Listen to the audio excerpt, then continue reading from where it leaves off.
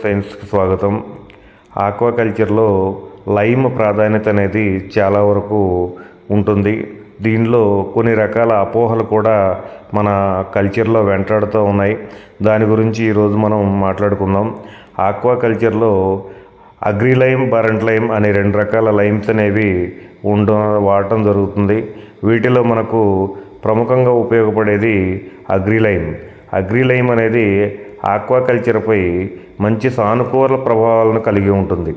వీటిలో ముఖ్యంగా మనం చెప్పుకోదగింది ఏంటంటే నీటి యొక్క నాణ్యతను మెరుగుపరచడంతో పాటు నీటి యొక్క pH మరియు ఆల్కలినిటీ స్థాయిని పెంచడానికి, అలానే విషపూరితమైన పదార్థాలను తటస్థం చేయటంలో సహాయపడుతూ, అలానే డిజైర్డ్ ఆక్సిజన్ డిమాండ్ను తగ్గిస్తూ, కాల్షియం సాంద్రతను పెంచుతూ, చెరువు అడుగు భాగంలో ఉన్న మట్టిని అనేక రకమైన సూక్ష్మ పోషకాలను ఇచ్చి మెరుగుపరచడంలో అగ్రిలైమ్ అనేది చాలా వరకు ఉపయోగపడుతుంది. అలానే చెరువు మట్టి నిర్మాణంలో ఉన్న సేంద్రియ వ్యర్థ పదార్థాలను డీకంపోస్ట్ చేయడానికి కూడా, అంటే కుళ్ళించడానికి కూడా ఇది సహాయపడి కుళ్ళిపోయే సమయాన్ని వేగవంతం చేయడానికి మనకు అగ్రిలైమ్ అనేది చాలా వరకు ఉపయోగపడుతుంది.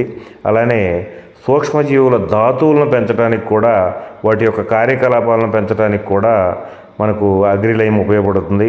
అలాగే వ్యాధి నిరోధకతను పెంచడానికి కూడా చేపలు కానివ్వండి, రొయ్యలు కానివ్వండి, చెరువుల్లో ఉండే ఏ యానిమల్కైనా వ్యాధి నిరోధక శక్తిని పెంచడానికి కూడా సున్నం ఉపయోగపడుతుంది.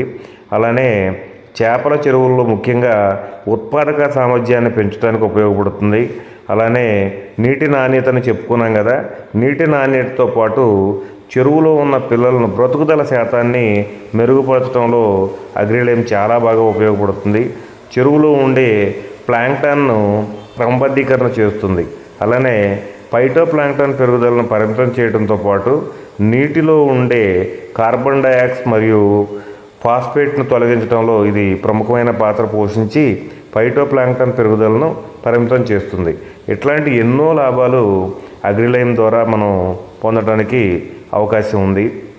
అట్ ది సేమ్ టైం మనకు రెండవది బరంట్ లైమ్. ఇది ఏంటంటే హైడ్రేటెడ్ సున్నంగా మన వాళ్ళు పిలుస్తారు. ఇది pH స్థాయిలను చాలా ఎక్కువగా తీసుకురావడంతో పాటు చెరువులో ఉండే జలచరాలను విషపూరితమైన స్థాయికి తీసుకెళ్ళి ఒక్కొక్కసారి చెరువులో ఉన్న యానిమల్స్ని చంపడానికి కూడా ఇది ఉపయోగపడే పరిస్థితులు రావచ్చు. అలానే బరంట్ లైమ్ అనేది ఏదైనా అత్యవసరమైన పరిస్థితుల్లో ఎంటీ కల్చర్లో వాడాలి తప్ప రన్నింగ్ కల్చర్లో కూడా ఎప్పుడు కూడా మనం బరంట్ లైమ్ని వాడటానికి అవకాశం ఉండదు. అలా వాడమని ఏ టెక్నీషియన్ చెప్పినా కూడా దాన్ని మీరు పరిగణలోకి తీసుకోవాల్సిన అవసరం లేదు. బరంట్ లైమ్ అనేది మనకి రన్నింగ్ కల్చర్లో ఎట్టి పరిస్థితుల్లో ఉపయోగించడానికి వీలు కాదు. కాబట్టి మీరు ఆక్వా రైతులంతా కూడా వీలైనంత వరకు అగ్రిలైమ్ను వాడండి. అలానే బరంట్ లైమ్ అనేది pH స్థాయిలు ఎలా ఉన్నాయండి, యానిమల్ లేకుండా ఉన్నప్పుడు మాత్రమే మనకు బరంట్ లైమ్ని మీరు అవకాశం ఉన్నంత వరకు ఎంత మేరకు వాడాలో అంత మేరకు ఎంటీ కల్చర్లో మాత్రమే బరంట్ లైమ్ని వాడుకోమని